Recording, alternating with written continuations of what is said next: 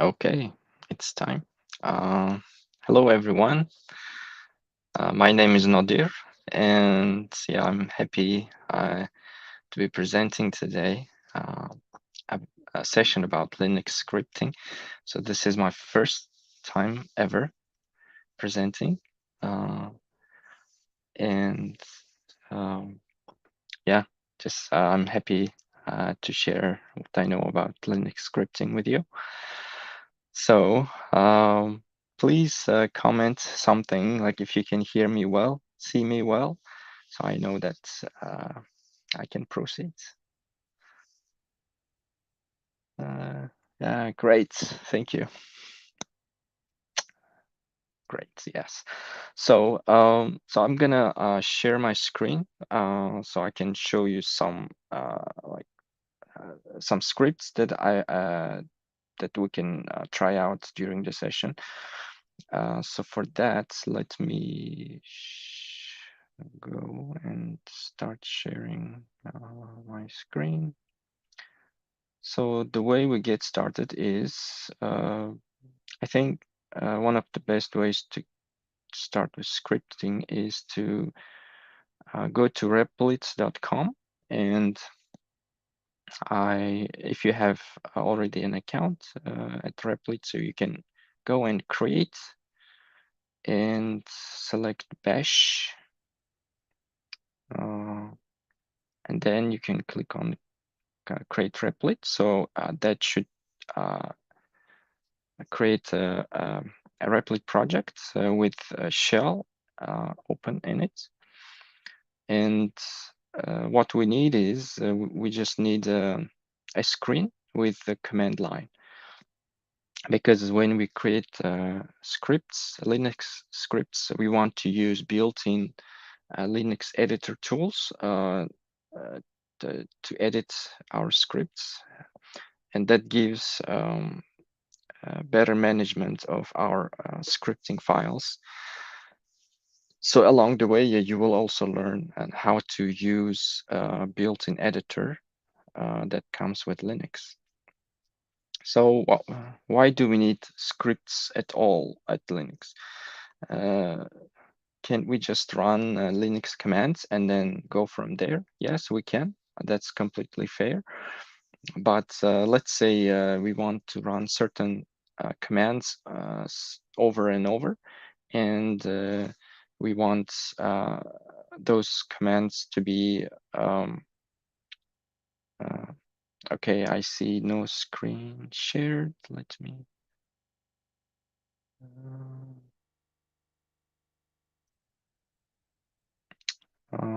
Okay, just checking on it. Yes, you should be able to see it. Sorry about that. Okay. Okay. So why do we need scripts at all? So let's say we want to run certain commands over and over, and so instead of manually running those commands from CLI, so we can combine them into one single shell script and run from the shell. So that gives us better managing the better managing the scripts commands. So the first so the first script that we're gonna write is very simple one. So you probably know in Linux. So so let me know first if you can have if you can access the shell on Linux, so we can like code along. So what we need is this shell. So I assume it's bash shell that the REPL gives us. Uh, so right. So I assume you already have this shell up and running on your side. So you probably heard about a command called echo. So this command echo displays whatever we type on screen. to the to our whatever type, whatever type as a argument to echo, it displays it on screen. Let's say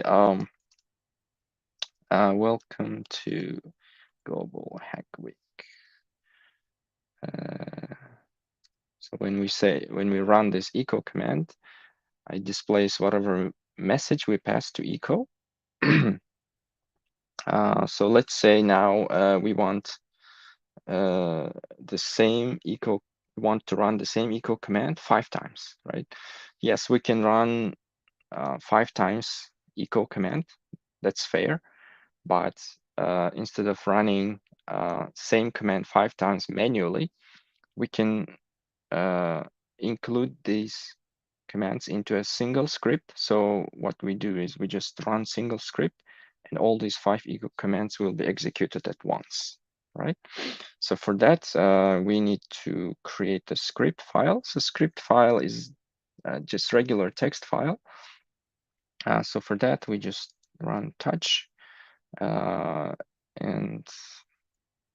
then we create MLH.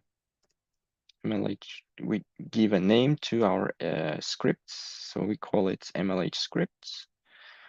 So we just verify if it's created. Yes, it's created. Now we need to edit the contents of this script file. So for that, we can use nano command. So we go to MLH scripts. And as you see, it opens us this editor. The nano comes with Linux distributions. Some people prefer to use VI. I think VI is a bit sophisticated. It requires a bit of learning curve, but Nano is very familiar to most of us, I believe. So now, okay, people ask to zoom in. How do I zoom in? Yes. Is it better? So I removed, I don't think you can, you want to see my face all the time. Okay, let me know please in the chat if you can see the screen. I know it's a bit high resolution, could be requiring increase the font size. Okay.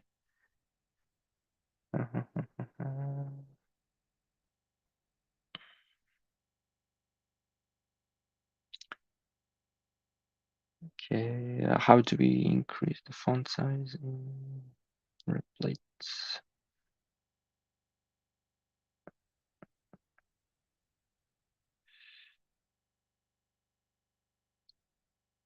Okay.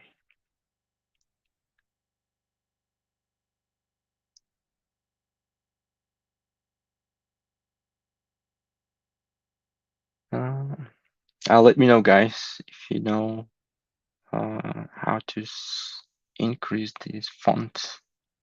Not really sure how to increase the font in second. Control plus. Okay, got it. Thanks.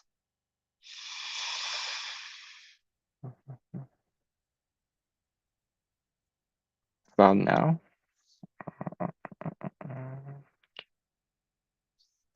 It's much better. Cool. Thanks. Thanks for the tip. So gonna give. Oh, I can just remove myself. Okay. So let's go back to our scripts. So now what we're gonna do is. So as we said, we want to run echo command 5 times, right?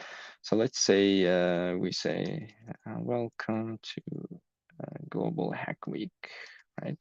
So this gives us running command once, and if we want to try to run it 5 times, so we can type the same command 5 times in the script, and yeah, that's it. And then we can save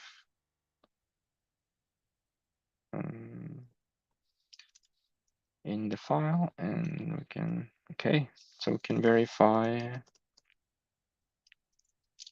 if there is, if the file contains 5 entries of echo command. Yes. So now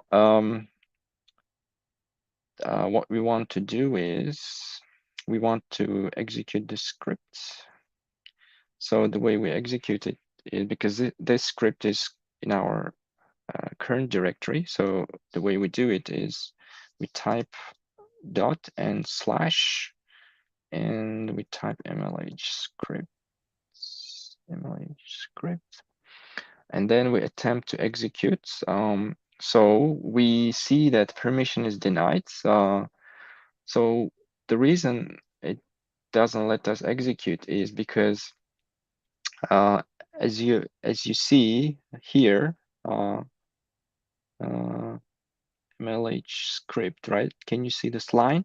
So this script has read write the first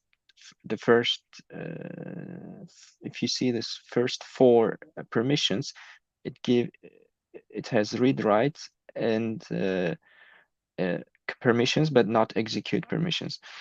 To execute scripts, we need to make sure that we assign execute permission to our script, because we are the owner of this file. And so what we can do is we can assign execution rights, execution permissions to mlh script.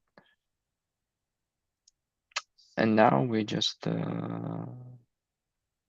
rerun and see. Now we have execution permission. Make sure that we have this permission set up. And now we attempt to run the same script. Yay. See, like we have 5. We executed welcome to Global Hack Week string 5 times.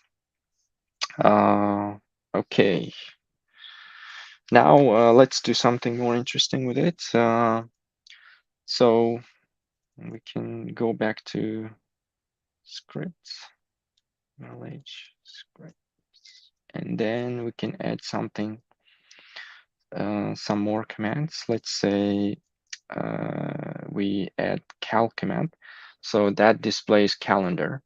So when we run this on a bash shell or any other shell, it should display us the calendar, right? So we save the scripts. So again, saving script is, as you can see from the bottom, you can type Control O for saving and type enter, and we exit the nano, and then a command not found. Okay, cal probably is not installed. When I was running cal command on my Linux distribution, it was running fine, but yeah, that's not a big deal. So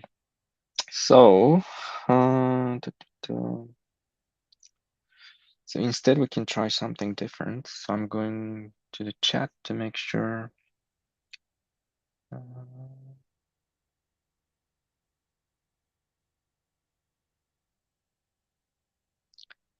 Okay, everyone has execution permission installed, set up on their file. Okay, let me know, please. Yes, the way we set it up was, so we call this change mode command. So mode defines like what mode we want to change the mode of this mlh script file. So that means we want to modify the file permissions for this file. So what we did is like give the owner of this file, u means user, meaning the owner of this script file, give I mean like add permission. So I put a plus sign, and then I add X letter. That means give the owner of this file an execute permission. So when we execute that, so we can see that we have execute permission assigned. Previously, we didn't have this X. Now we have. So yeah, let me check comments. Okay, good.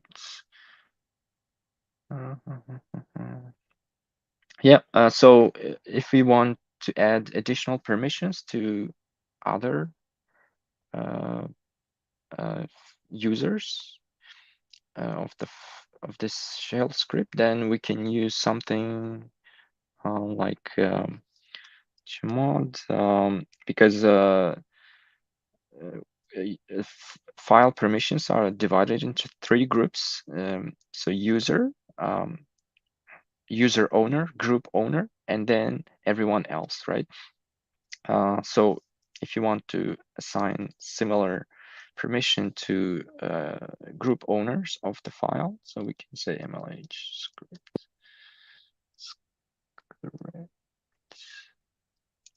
right? So let's check. Now you see the script has execute permissions for group owners of the file. So first, so let me start from beginning. So this dash represents we're dealing with a file. It could be something else also, like it could be directory or symbolic link, depending on what.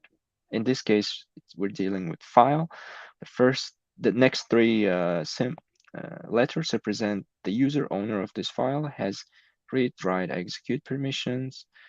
The following that 3 symbols mean group owner, and the rest for everyone else, meaning user who is not owner of this file and who does not belong to the group who owns the file.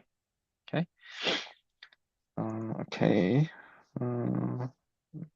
Just checking comments, make sure everyone is with us. Okay. Yeah. So now let me try to edit my MLH scripts. And instead of cow, I'm gonna say another echo. Okay. Let's say today is, and I'm gonna run backtick commands. I'm gonna explain what I'm doing now in a moment. Close the backtick and save it. So let's, hopefully it runs. Yes, today is Friday, as you see. So what I did is, so I opened my script file and I added another echo line here. So I added a text to display when I run this echo file. Next, I added also something that is delimited by backtick. So this symbol represents backtick. So why do we need it? So that gives us permission, that gives us ability to run a Linux Linux command inside a Linux command. So if we think our script as a Linux command, now we can run inside this Linux command another Linux command. So as you see, this dates, and I'm giving some extra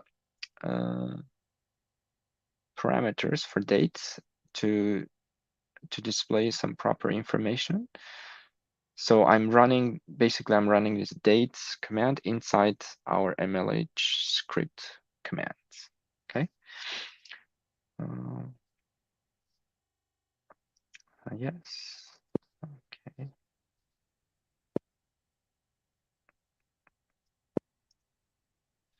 Okay. So we could have done basically date and plus to get Friday, right? So you can type on the in the shell dates and give this uh,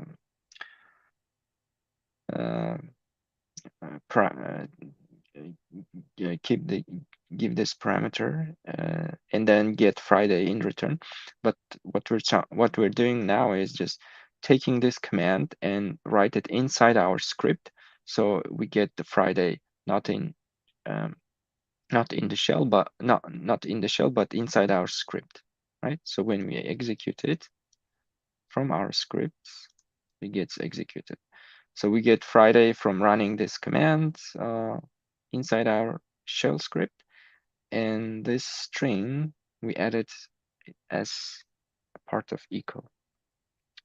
So let me know if it is like clear. How to check what group it belongs to. So yeah, that's a fair question. Let me. So when we run ls command, so ls command gives us lists all the files directories, well, all the files inside our current directory. So let me tell you that everything you see in Linux is a file. Even directory is considered a file. Directory is just a different file. Yeah, I know it can be confusing, but yeah. So let's say lists gives us all the files in our current directory. So our current directory is it's called Global Hack Week API Week. So when we type ls with L option, we see it gives more information about our files, not just names, but about permissions and many other information. So the first runner you see here, so the name runner represents that it's the name of the owner of this file, MLH script. And the second one is the name of the group owner.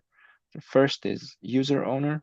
The second means group owner. Why they have the same name?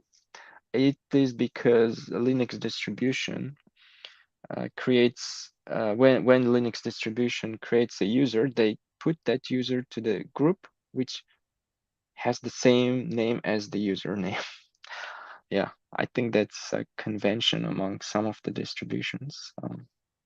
So let's proceed with some more interesting. I think I answered the. Okay, cool. Let's proceed with scripts. So scripts are we can do many more things with scripts. So let's as any high-level programming language, scripts support like decision making using if statements and using running the same block of code using while statement. And it can read input from the user and it can produce outputs to the screen using echo command we have just seen. So now I want to just run through another command and run through another script. So let's say, let me create another file. I'm gonna call it drivers. Okay. So again, I'm gonna give permission to execute the drivers. Okay. So what I'm trying to do is I'm creating a script where we can collect input from the user of the script and then decide on that input and then give our decision back on the screen. So let's say you want to drive a car and you have, but there are certain limitations before you can drive a car. One of them can be age limitation, right? So we want to make sure that we are over 16 or 18 or 21, depending on jurisdiction, where we want to drive a car. So let's say we want to drive a car where in a place where it's 16 is a legal age, right? So what we want, and we want to test this using a script. So we basically receive input from the user of the script. User provides their age, and based on this, we can decide if the age is, for example, greater than 16, then we say, hey, you're allowed to drive a car. Otherwise, we say you're not allowed, right? So let's start with echo saying that please enter your age. And then the way we can receive input from the user is to run this read command. So read command gives us, so we read the age, we read the input from the shell and then assign it to the age variable. So I'm using a variable to store data that I received from a user, and then I can test if, let's say, when I access the variable, I put a $, which means I'm accessing the value of my variable. If age is, let's say, less than 16,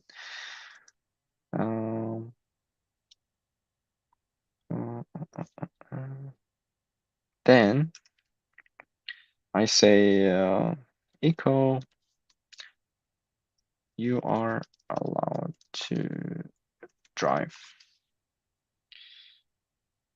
And otherwise, echo,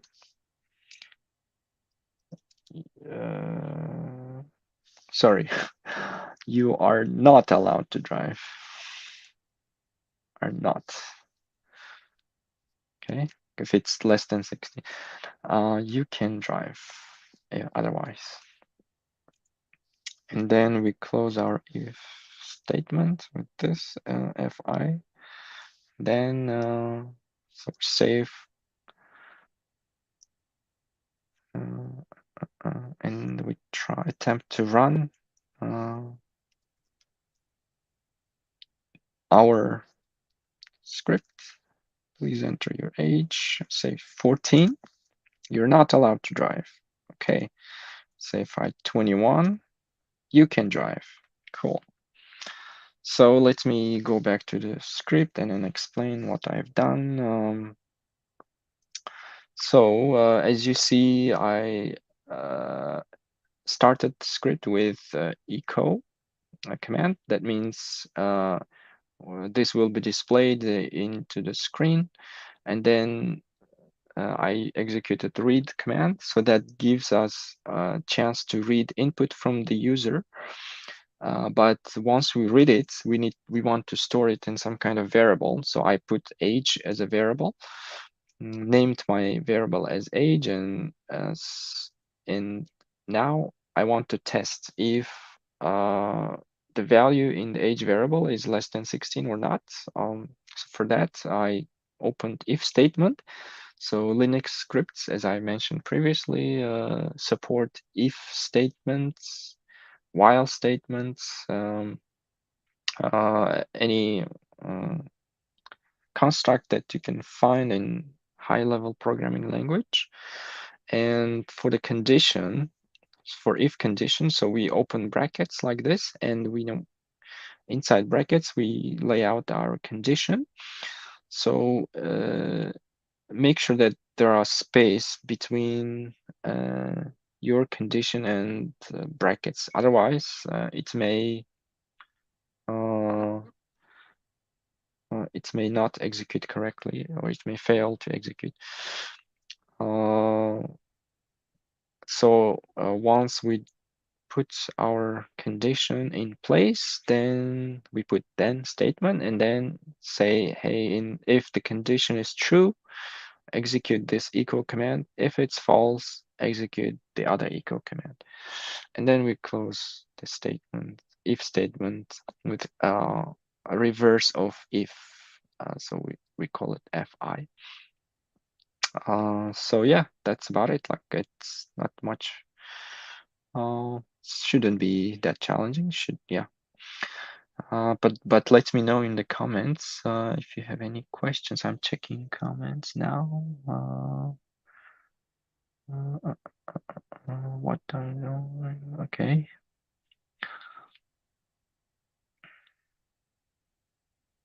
Okay, is that semicolon or colon? It's a semicolon. So it's a semicolon we need to use. So let me. Okay. Hopefully it's visible, more visible now. Yeah, it's semicolon. What's your favorite distro? Yeah, I think it's a bit cliche to say Ubuntu.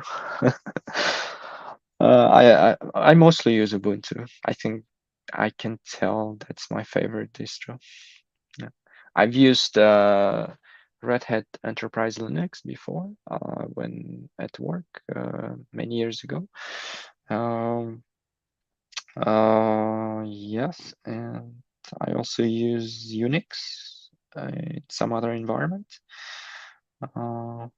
Yeah, yep, yeah. Debian-based distros are cool. Thank you. Okay. Now, okay. So now, I wanna do more. I wanna like show you more interesting scripts. So let's say we want to create a script where we can provide like postcode or zip code, and that script in return gives us the location of that postcode or zip code. Let's say, let's assume we know we live in somewhere in the US, and we use like 5-digit zip code, and then when we provide that zip code, we want in return the name of the location. So let's first create a script, mlh zip code. So again, we give execute permission. Okay. So let's just do the sanity check. Yes, we have execute permission. By the way, if your screen looks cluttered, you can run clear command and it clears your screen. Easy. Let's go to nano and mlh zip code. So typically the script starts with something called shebang line. So that starts. Why do we need it? Because when we try to run scripts on our shell,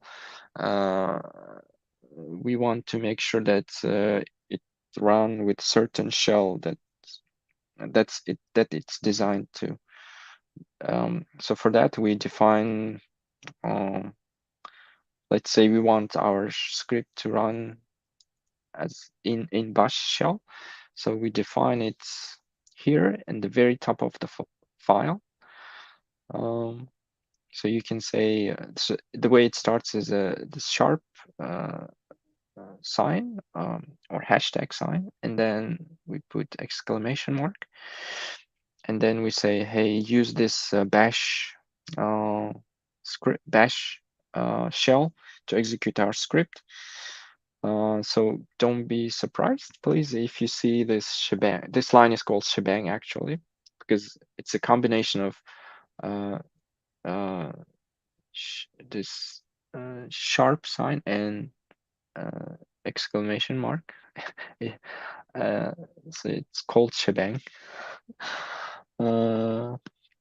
Yeah, you can see this shebang line at the very top of most Linux scripts. So what we're gonna do is, so I'm gonna say echo say zip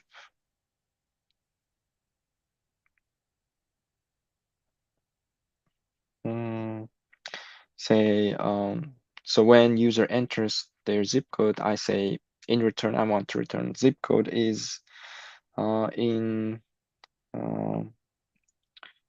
in in some other location, right? So for that, I want my zip code to be displayed first. So for that, I use $1. So $1 means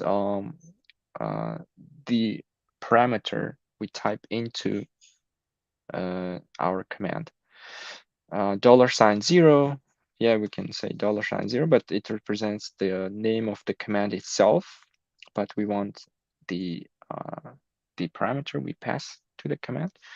So that's why we use 1, and then is in some location.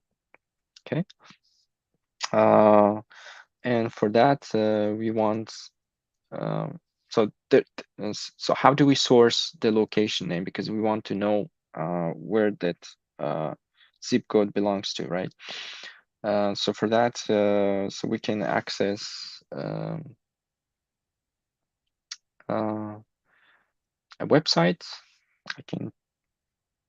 I say there's a website called http 3w citydata.com /zips.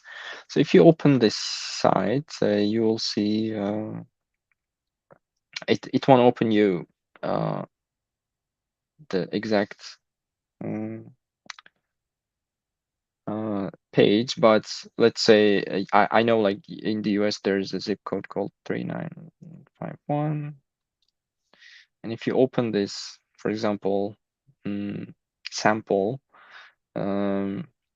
link, you can see that there is the page displays some information about the location of this zip code. So it says, for example, this 39501 is in Gulfport, Mississippi. What? So okay, so what $1 means? So $1 means so let's say so we're running command echo, right? And then say hello, right?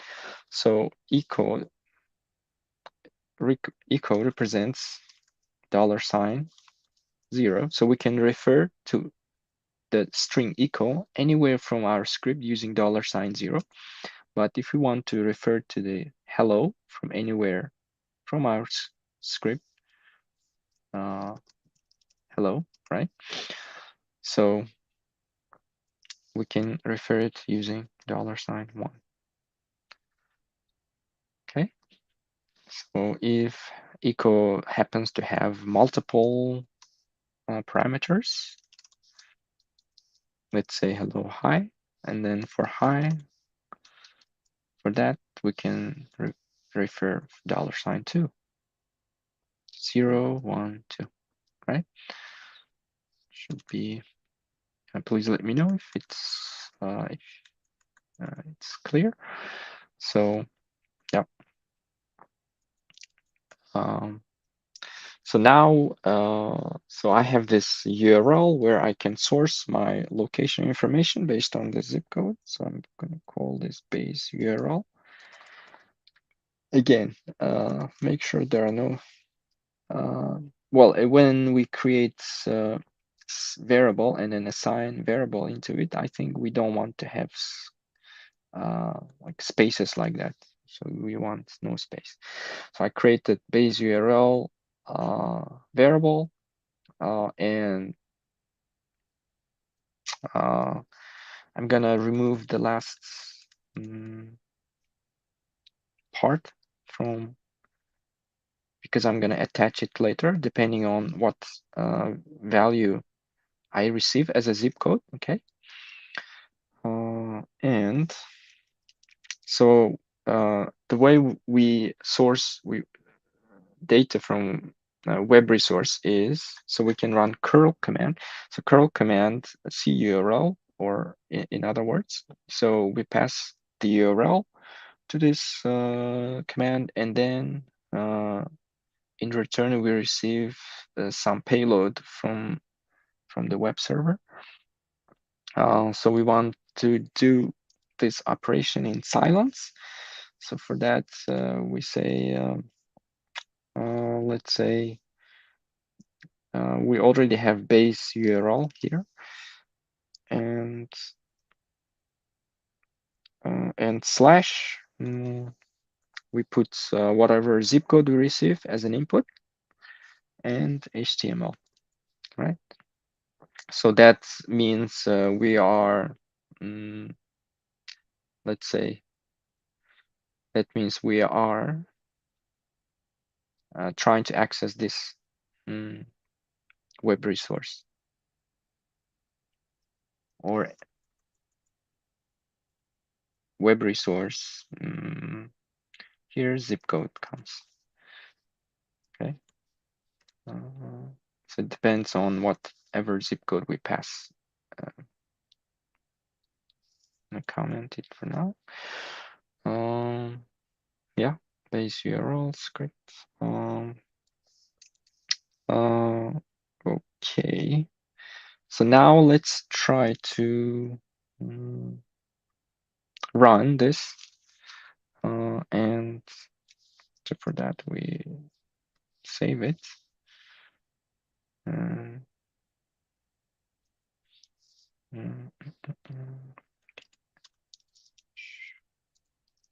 Zip code. Okay, it doesn't work because we need to provide zip code.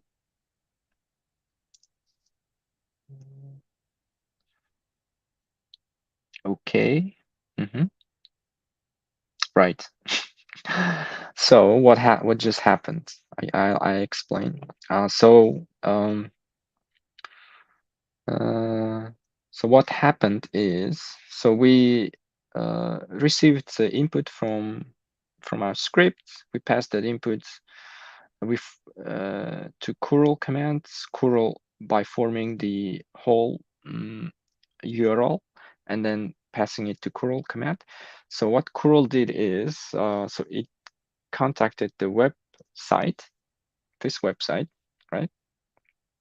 This website with whatever zip code we passed, 39501 in this case, and then it returned, because web server, when we talk to web server, it returns some payload in response, right? So what curl did is, so curl basically displayed whatever is returned from the web server. So a bunch of HTML tags and contents.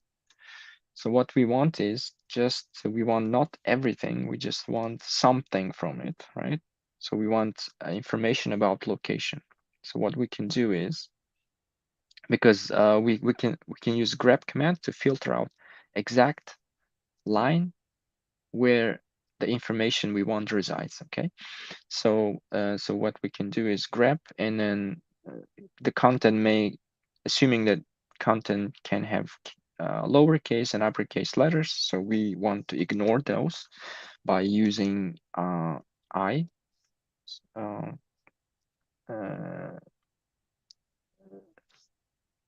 in grep, that means that we're ignoring the text we're about to grep, and the text we want is located inside title tag. Okay. Um, so let's see what we have now. So we save it, and we try to run same. Okay, now we have little information here, but relevant information.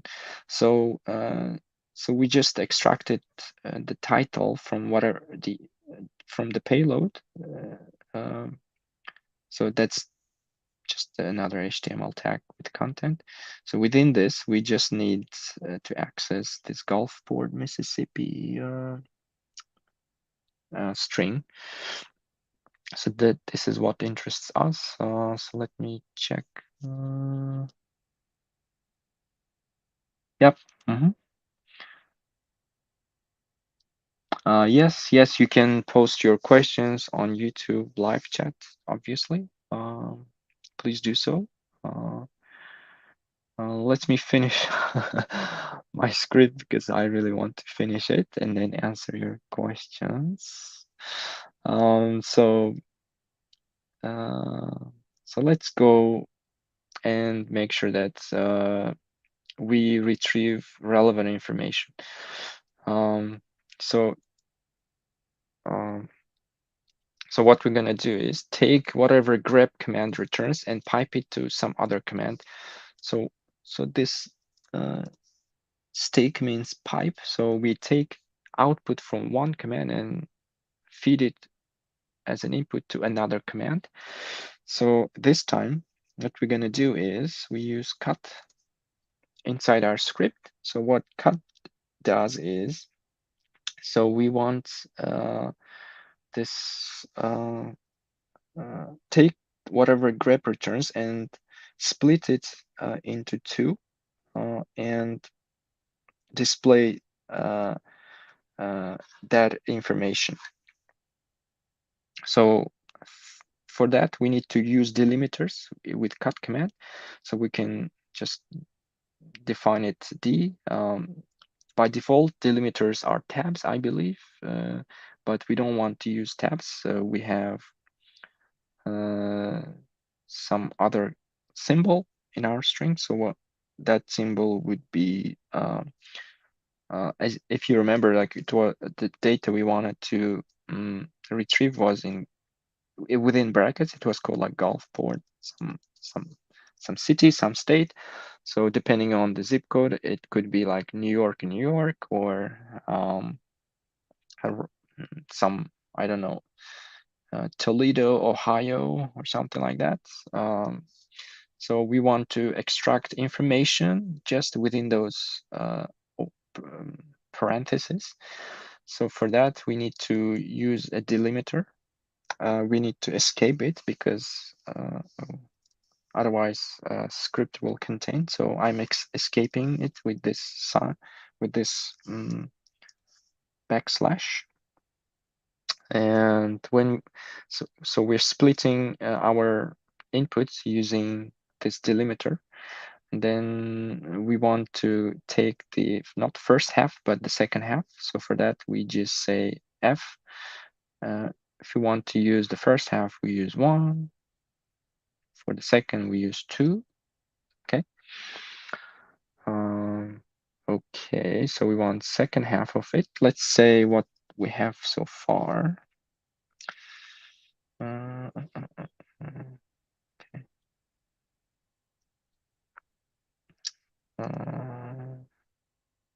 Okay, you see, now we retrieved something, but the rest of the thing is irrelevant. So we don't want to display, sorry, we don't want to display anything beyond the state name, this one. So we want to get rid of that too. So let's go back to script and again, cut returns us some output, and we want to take that output, pipe it as an input to some other command. That command would be again cut. So use D as a delimiter again. This time, we want to use closing parenthesis as a delimiter, and then take the first half of it. Get rid of the second half. Okay. Okay. Let's save it and try to execute. Yes. So let's try with this some other zip code. What zip code do we have? 6. So this is the zip code of place where I went to school. Brighton, New York. It's actually Rochester, New York, but I don't know why it's called, why it says Brighton. But yeah, if you happen to live in US location, try with the zip code where you live. You should be able to get the location in return. So let me go to the chat and see if people have questions.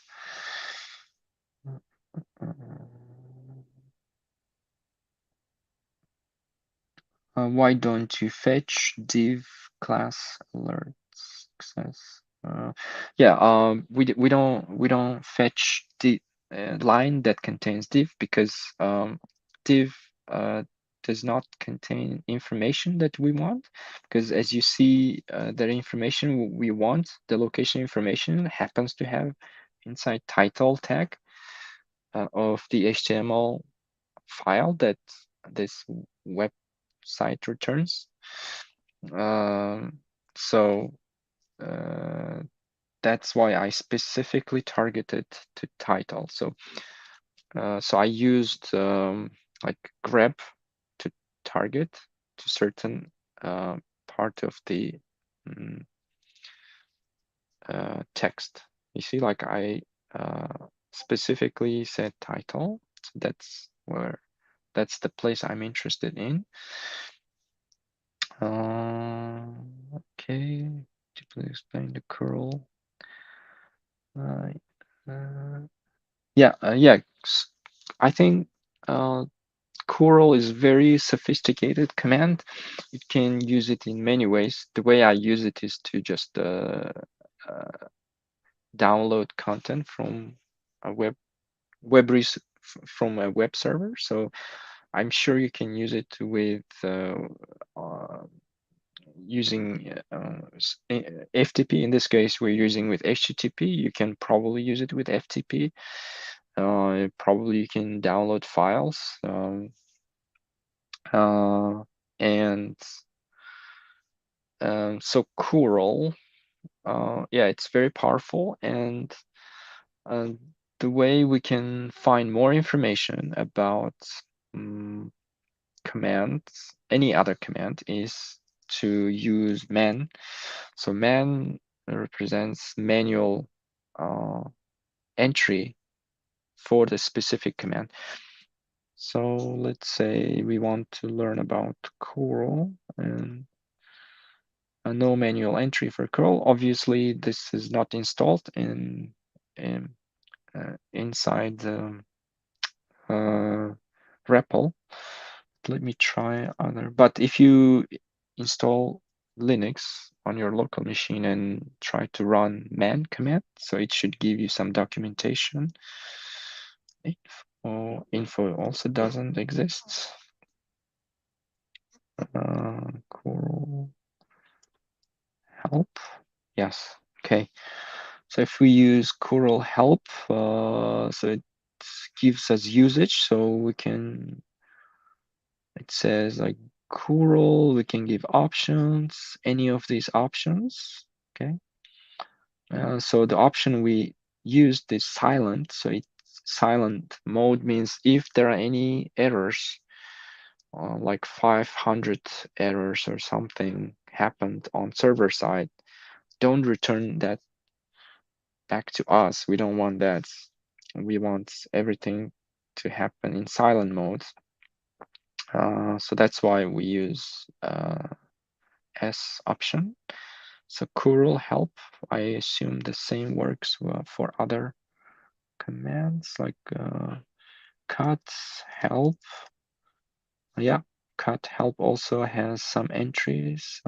So print selected parts of the lines from each file to standard output. Yeah, pretty straightforward. So yeah, you can use if you're stuck and don't know how the command works. Looks like we can use. Well, I usually use man and name of the command, but I think inside Replit we can use name of the command and help. So for example, nano, what is nano? So it says like, yeah, we can, basically it's an editor. ls help. Yeah, it has a long list information about the files. Yeah. So yeah, any command with help should be useful. It returns information about usage of the command. Yes, nano is like Vim. Yeah, I would say nano provides same functionality as Vim, but Vim is much more sophisticated. Nano is simplified because I think it mirrors most word processing tools we have used. So back to my face. Yeah, I think we're running out of time. I hope the session has been useful. I wanted to cover many other commands, but I think we have limitation. Yeah, time limitation. So I hope that was useful for you. And please keep watching streams in Global Hack Week. And I think there will be many more interesting sessions coming up. Yeah.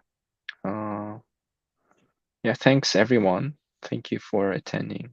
Thank you for your comments. And this is my very first stream ever. Never done this before. So yeah, thanks everyone again for attending. Thanks for MLH team for providing such facilities to reach out hackers. Thank you. Yeah, my name is Nodir, Nodir. Yeah, this is my real name. Yes. Okay. I think we have 2 more minutes. I can answer any outstanding questions in the chat.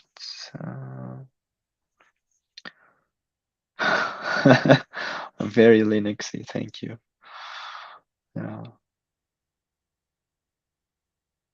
No, yes. Yeah, if you split it, no, dear. Yes. It's a good point. Thank you. Where are you from? I'm from Central Asia. I'm from, specifically, I'm from Uzbekistan. That's where I was born and raised. Yeah. Okay. Cool. Okay. Okay, thanks for attending. Now I'm gonna end the broadcast and keep following the streams in MLH Global Hack Week. And yeah, hope to see you again. Enjoy the rest of your day. Bye bye.